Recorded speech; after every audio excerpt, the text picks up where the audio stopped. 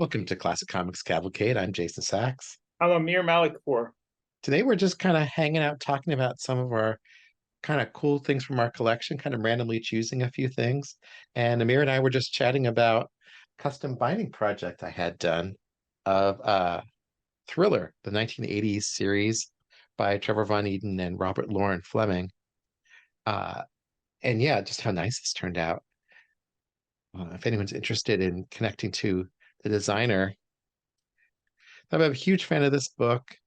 I did a whole series about it. In fact, collected as an ebook on Amazon about Thriller. It's like the Amazing Heroes article about Thriller from the early 80s, and then the cover from the original, and then the actual original issues all bound together. And I just think this turned out so well. It's like this hardcover collection I never got. And in the back, I have Michelle Fife's article about it from the Comics Journal. It's beautiful. It's like that's how you bind, right? You don't just bind the issue. You bind like you have the articles, the previews, and the articles, and like that. I've read that. Is the Who's Who page. There's, I think there's one thing that's missing. I feel like, and that's your article about Thriller. That would have been if I bind mine, I'm gonna include that one. My ego is just not big enough for that. Thank you. I got to my full run of Defiant comics collected too. Different but very cool back cover. The spine says 3 volumes, and the spines all line up. This is an image from one of the Defiant books, and the 1, 2, 3 all connected together. And then, all the Defiant books, including the trading card collections and the actual comics and some unpublished stuff. Defiant was a weird ass company. We should talk about them someday. Mm-hmm. So, like, the designer created these kind of in between pages. So, one of the cooler things in my collection. It's And I'm beautiful. literally right now prepping my complete DC comics of Steve Gerber. So Wow. this is my table of contents page. It's a little hard to see on the screen. What's cool about this collection is, so I put together Steve Gerber Conversations, which got published. And one of the things we found was an article Gerber wrote for Super 8 Filmmaker in Mm. 1978 about making movies based on comics. Wow. And here it is, What Comics Can Teach You About Movies by Steve Gerber. That's awesome. And, he's got like a John Romita Spider-Man cover to show what you can do in comics. It's I feel like wild. I feel like DC should hire you to put that together for them.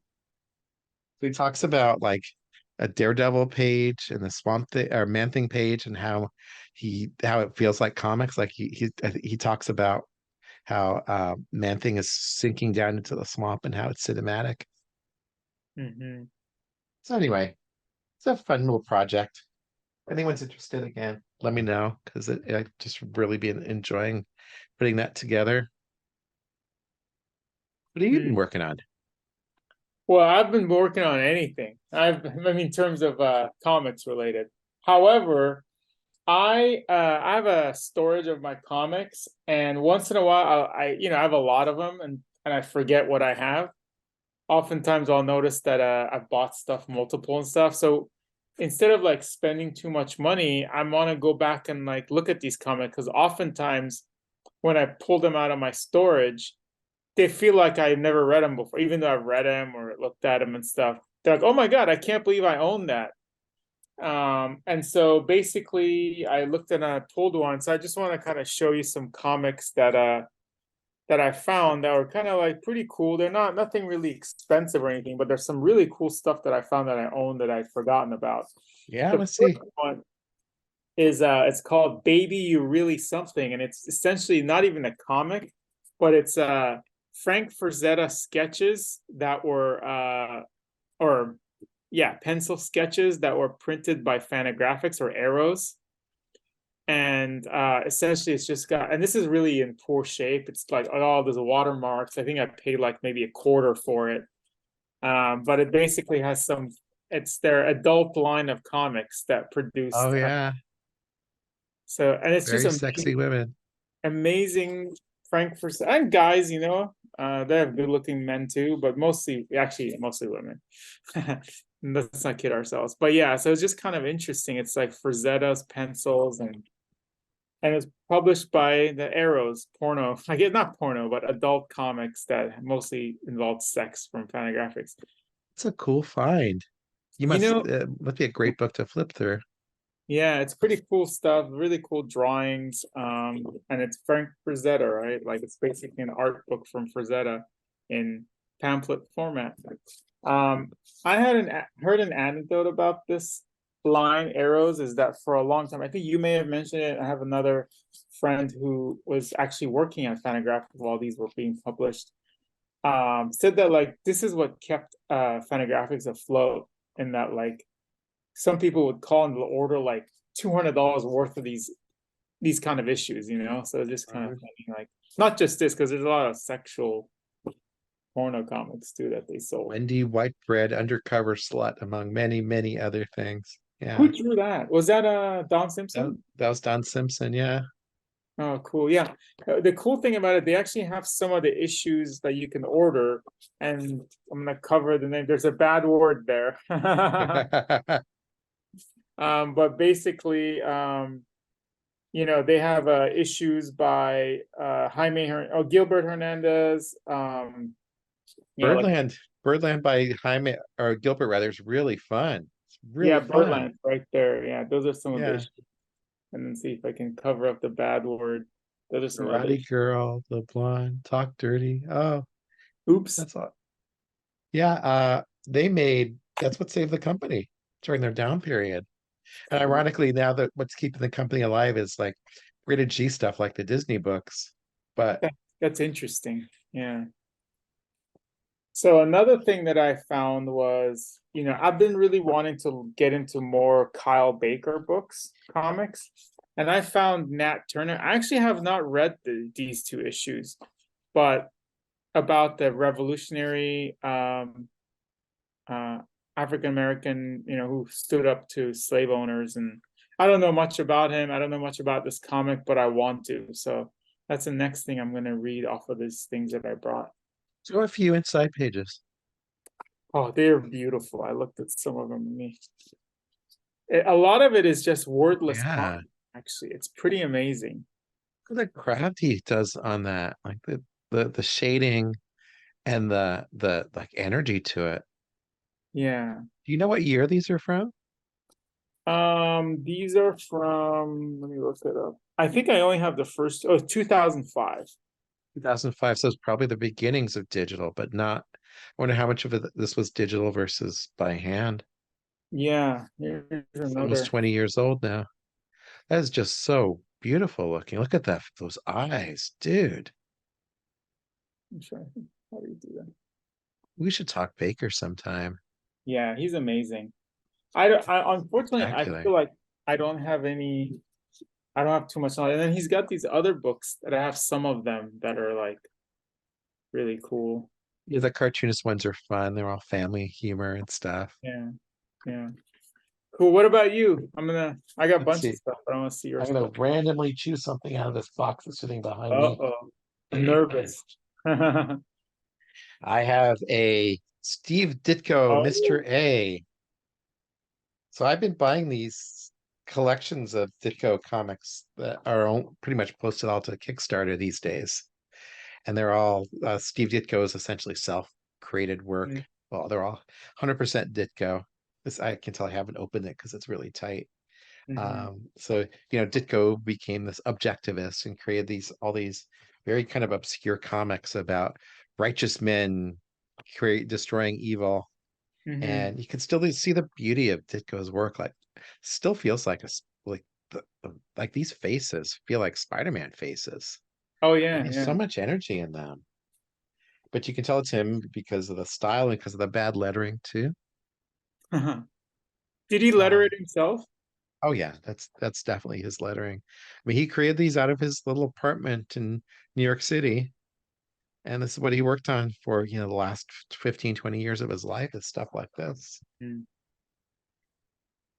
I mean, there's legit like great pages here. Like, look at that progression on the Yeah, left side page there.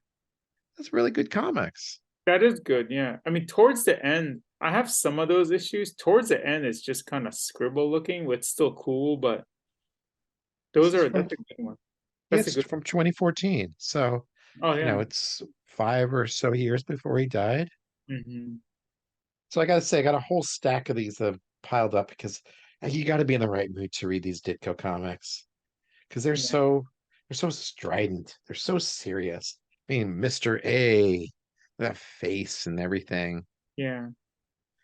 Uh, but if you're in the right mood, they're such a good read. Oh, He- my name's on there somewhere too. oh yeah. Oh nice. Did you know that his like cousin or nephew put out a collection that he might have been against or something after he's passed away? Oh, I believe that. They put in a collection of all those Mr. A's. So I mean, I guess if you're okay with doing something that maybe Ditko wouldn't have been for, you could buy He was those pretty still. serious about what he was for and what he was against, right? Yeah. But I'm not sure of that, so I don't know. Cool. All right, what else, Jason? Let's see. I got a few Ditko books here. I'll randomly choose further in the back. Oh, this is a nice one. So let me do the one after it. Okay, so this is one of my favorite back issues. Just Ooh. happens to be in this box. So for a very short time in the mid 1960s, King Features Syndicate, who did Popeye, Flash Gordon, Mandrake the Magician, and other characters, put out their own line of comics. So this is a Hmm. Flash Gordon comic. And this is a great convention search item because inside of it is exquisite Al Williamson art. Wow. When I say exquisite, I mean, look at that. It's like gorgeous freaking Al Williamson art. And Al Williamson did like 2 or 3 issues of Flash Gordon. Issue 5, which was the one I'm showing, is kind of famous as being the best of his issues. But look at this work. I mean, it's just look at these dinosaurs. Whoa. That looks amazing. Doesn't that look beautiful? Hmm. And that's from the 60s. That printing looks nice. This is from 1967. Look at that splash page. Wow. Wouldn't you love to own that splash page? Oh yeah. And that's as beautiful as anything he ever did for EC Comics. He must have been paid well because he put a lot of love into this book. What number is that? What's which So this is number 5. I've mhm. got some others down here. He did a couple issues, and then there's a issue drawn by Reed Crandall, who's another fantastic artist of the period. Here's Flash number 3. Let's see who drew this one. I haven't pulled these out in a while. These have been sitting in my garage for a while. You can see I got a beat up copy too. Mm. Um, The more beat up, the better. It means it's been loved. this is Rick Estrada, who did a Rick's. lot of work for EC or DC and Marvel in the 70s. Definitely not Al Williamson. It is kind of interesting. Can you put up that there's a picture of this lady going crazy looking. Oh yeah, Crazy. this one's good of her too. It's like a Wow, that's pretty interesting. Yeah, it's definitely not Crandall or Williamson, but yeah, it still has got this energy to it, right? He how did a lot old? of work. Estrada did a lot of work for Joe Kubert in the War Comics. Mhm. And let's see, here's Flash Gordon number 4. Flash Gordon number 4. That's a great One cover. is drawn. Oh, here's another Williamson issue. Wow, that looks good. Yeah, I love this stuff. I might sit down this Sunday afternoon and just read this. Look how beautiful. Hmm. These are all collected too. They're all available through I want to say like who's that publisher? Hermes Press has collected all these older issues. But not in color though, right? It's just the I, black. I think they are in color. Oh, there. Okay, cool. Yeah. And here's number 6. This is the, I think this is the Crandall issue. This looks like Crandall because his figures are stiffer, but they're very solid.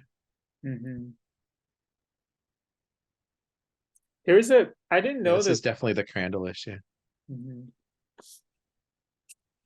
And I'll show one more because since you got me pulling them all out of the long box. Please do. Flash number 9. And before too long, it got kind of more mediocre. Oh, this So, one is actually the Alex Raymond strips collected. oh wow, that's a nice one. Yeah. I love Alex Raymond.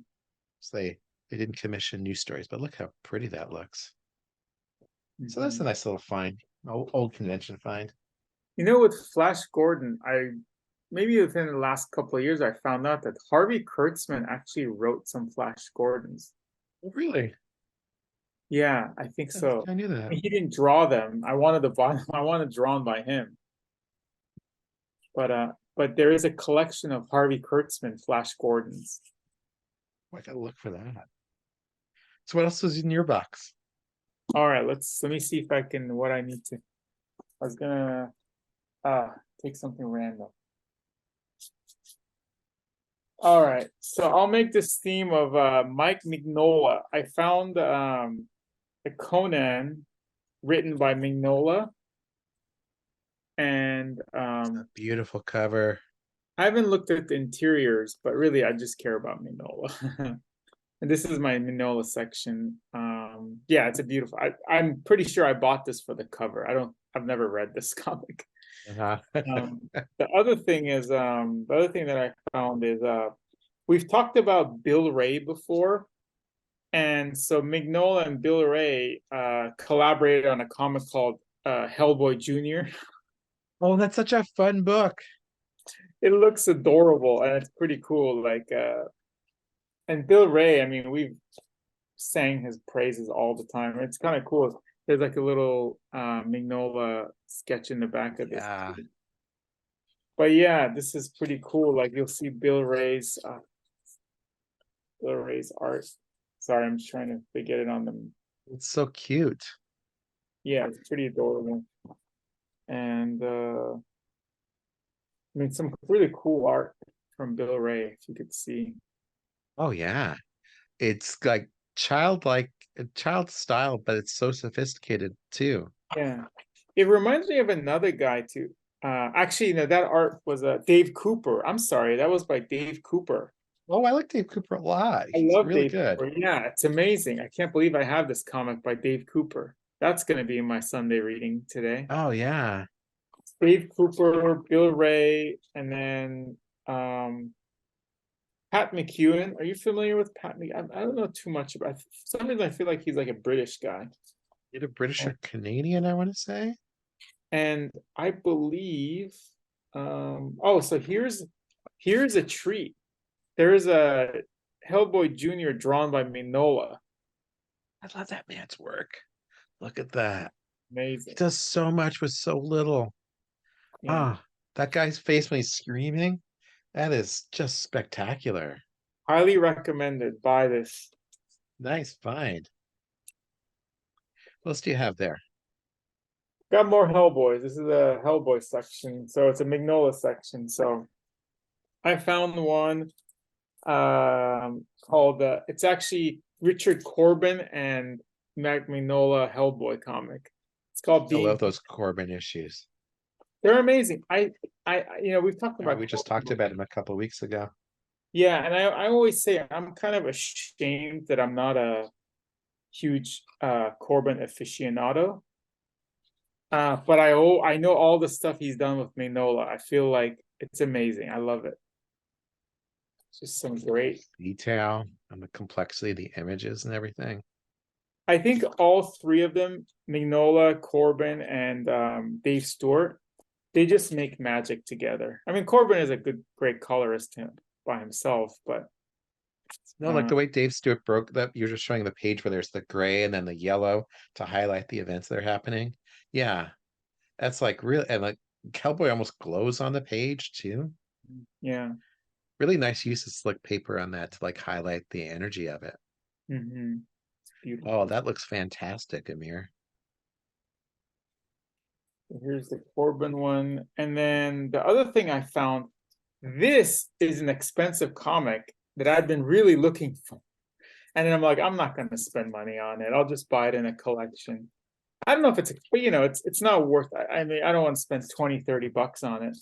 But basically, this was an issue. It's called The Wolves of St. August. And originally, it was presented in black and white and Dark Horse Presents. But it's Mike Mignola, and the colorist back then was not Dave Stewart. It was actually James St. Clair. So Wow. they have some really amazing, and the coloring is great. I love these kind of drawings that he does, like that wolf with the Yeah. wearing a dress. Oh, yeah. That's just spooky. What a spooky image. Look at that cover, It's amazing. amazing werewolf. So just some oh, look at this. What gets me is Mignola just got better too. Yeah, he's better today than he was back then. I just Oh my more God, that action. man. Yeah, so that's that. Greatest cartoonist alive, maybe. Oh God, I wish he would. I mean, I don't want him to. I'll show one other thing from Hellboy. It's a Hellboy Krampenschnacht, written by Mignola, of course, and drawn by Adam Hughes. Oh. And I bought both of the covers because I love them both. Oh, Mhm. sorry. This is the one drawn by Mignola and drawn by Adam Hughes. And Of course, with a beautiful, scary woman there. that's right. Oh, this is beautiful. And like the cover is all glossy and stuff. It's like really nice. Smells good. Smells like upper deck baseball cards. And here's like, let me just the art is, I mean, I don't know. Sorry, I'm getting caught up looking at it instead of showcasing it, but just looking at like, look at that art. Oh yeah. Beautiful stuff. And he can even draw monsters. I mean, the guy's he doesn't just draw, he draws spooky. Oh, yeah. You're right. Really cool. Really awesome. I'll look for that. That looks fantastic. Cool. I'm gonna stop there. I want to see what you got. Yeah, let me see what else I can randomly choose from the pile. Okay. I am the history guy today. The Complete Cheech Wizard, Volume 2 by Vaughn Bode. Oh, okay. Cool. Classic Underground Comics. Double taped. I haven't opened this one, obviously. Oh, it's a weird size. Mm-hmm. See, it's like shorter than regular comics Oh, okay. and a little thinner. A Mm. tiny edge there. Weird. This is from Ripoff Press from 1986 during the height of the black and white boom. That's interesting. Oh, 86. Oh, wow. I would have felt like it was like 70s. You can tell this used to be color comics because it has that kind of fuzziness in black and white. Ah, oh wow, that's so funny. The black and white. Boom. Looks like it's just a collection of all kinds of miscellaneous stuff he created. I Mhm. literally haven't read this. I haven't even looked at this since I pulled it out of the box. There's a bear fighting in outer space. Mm. Ah, that's funny. It's so weird.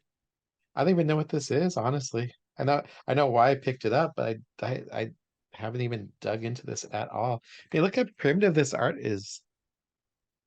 That monster. Oh, It's like the opposite of Mignola. yeah, it's pretty cool. Yeah, just weird shit. I'm not familiar with Vaughn Bode very much, but I do know he showed up in heavy metal quite a bit. Then I'll pull out one other thing. Oh yeah, books I know you love. the all-time comics. I do love those books. Yeah. Look at that freaking back cover. Oh my goodness. Damn. That- and that's Josh Baer, Josh Simmons, Julia Gaforer. Trevor Von Eden draws some of this. And I just, it's like it's indescribable to me how much I love this stuff. It's just so packed with energy and just weird, intense, like surreal superhero drama. It's like it really is like porn for a superhero freak. Von Eden's going crazy on his pages, just having fun. Because he's always the guy who would like destroy panel borders and do whatever the heck he wanted with them. And it's just so just completely off the hook. Hmm. Huge fan of this stuff. I know you are too. Oh yeah. I actually just found one of that series, Blind Justice, in my. Oh yeah, show that one. This one's drawn by Noah Van Sciver. Oh really? I don't think I've seen that one then. Yeah, like this right here. Oh yeah. And oh, Josh Baer, Al Milgrom inked it. Noah Van Okay, that's Sciver. no offense, Skyrim, Al Milgrom of Noah all Van. things. Oh my Al God! Look. Milgrom who inked Infinity Gauntlet. Wow. Oh, that looks spectacular. I bet I have it in this box here somewhere. We should talk about that some week. Yeah, it's pretty interesting stuff. Let's do all-time comics sometime in the future. Or Yeah, yeah, this whole run. that'd be cool. I wonder if you'd still have to find it. What else you got? That's what I got. Let's see. Drum roll, please. There's another Ditko. We talked about Copra last week, so I'm not going to pull out Copra.